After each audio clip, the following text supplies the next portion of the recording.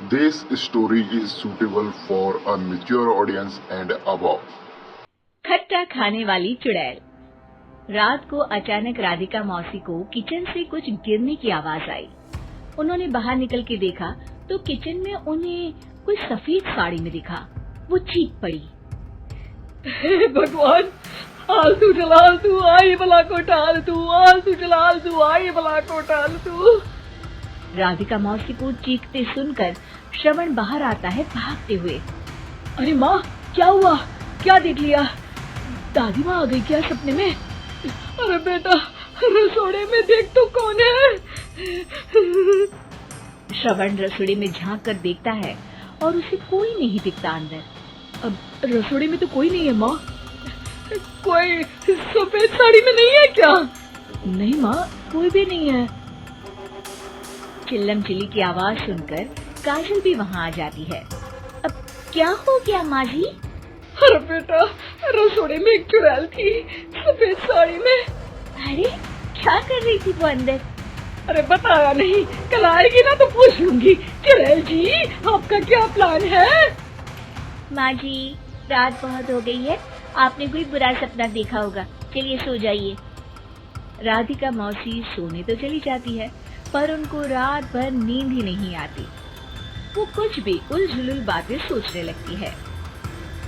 कहीं चुड़ैल की वजह से तो घर में टेंशन नहीं हो रहा, कहीं उसी की वजह से तो वो दादी नहीं बन पा रही। सुबह जब राधिका मौसी रसोड़े में छानबीन करती है तो पाती है कि नींबू का अचार गायब है। चुड़ैल नींबू का अचार ले गई। मुझे तो ठीक नहीं लग रहा कुछ। चुड़ैल को भी पता है कि जिंदगी का असली मजा तो खट्टे में ही है। राधिका मौसी झट से श्रवण को फोन कर देती है। बेटा, मुझे समस्या समझ में आ गई है।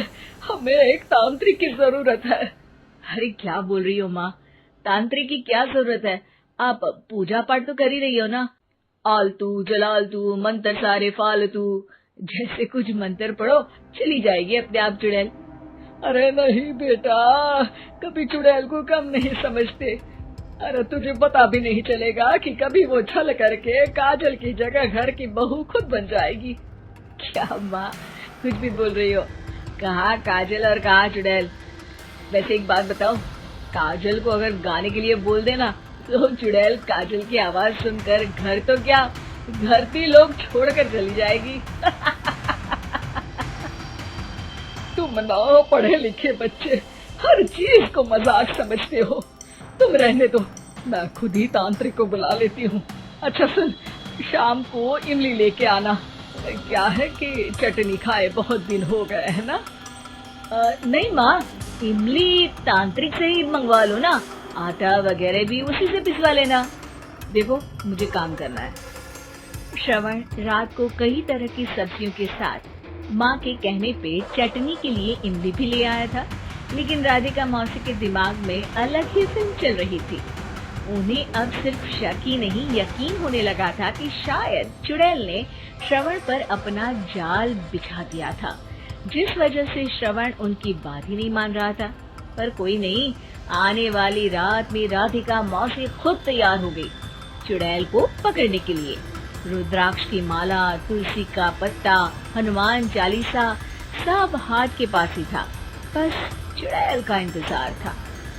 और जैसा राधिका मौसी ने सोचा था वैसा ही हुआ। वो चुड़ैल उस रात भी आई, पर वो राधिका मौसी से तेज निकली और राधिका मौसी के उससे पकड़ने के पहले ही वो भाग खड़ी हुई। जरूर बहू पे साया है उस चुड़ैल का, तभी तो श्रवण के कमरे में गई है। और अगली सुबह राधिका मौसी पिछली रात हुए हमले में किन चीजों का नुकसान हुआ उसका हिसाब लगा रही थी।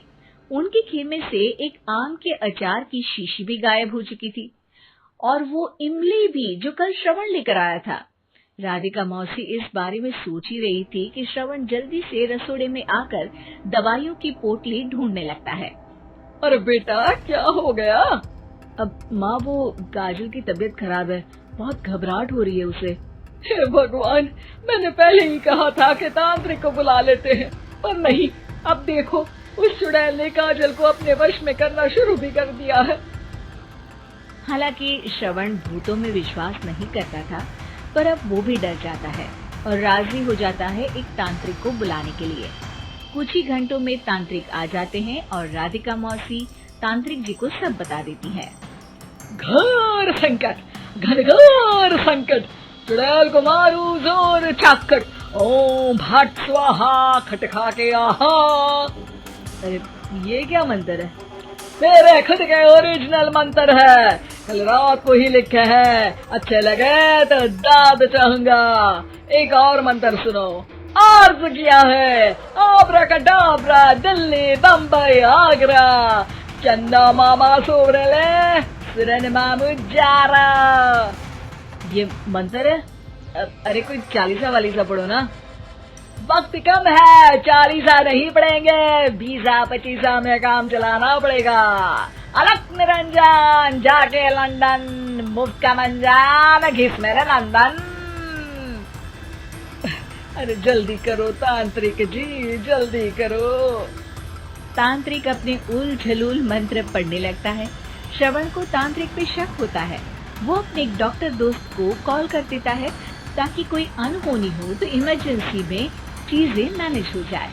तांत्रिक धुनी रमाता है, जिसकी वजह से कमरे में काफी धुआं हो जाता है और जिसकी वजह से बहू की घबराहट बढ़ जाती है। अब भागेगी चुड़ैल। हाँ।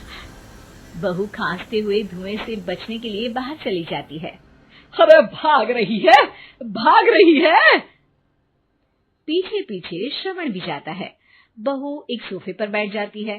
तभी डॉक्टर दोस्त आ जाते हैं और श्रवण को पानी लाने के लिए कहते हैं। थोड़े चेकअप के बाद डॉक्टर कहते हैं, मेरे हिसाब से जाप का काम पूरा हो गया है। क्या मतलब? अरे कुछ भी नहीं माँ, कोई चुड़ैल नहीं है, खुशखबरी है, अब दादी बनने वाली है। मगर वो सब अचार के डब्बे। श्रवण दोनों अचार के डब्बे अपनी माँ को दिखाता है, जो कि उनके बिस्तर के नीचे छुपे हुए थे। आपने सही बोला था माँ, वो चुड़ैल काजल ही थी जो खट्टा खा रही थी। हमें कल ही पता चला, पर हमने आपको ये तांत्रिक वाला काम करने दिया ताकि आपको भरोसा हो जाए कि भूत वगैरह कुछ होता ही नहीं। अच्छा अच्छा, ये तो बड़ी खुशी की बात है, पर बेटा मुझे एक झाड़ू तो ला दे। क्यों माँ? ये तांत्रिक का भूत उतारती हूँ मैं। अब तांत्रिक राधा मौसी के डर से घर से भाग निकलता है और राधा मौसी उसके पीछे भागती है।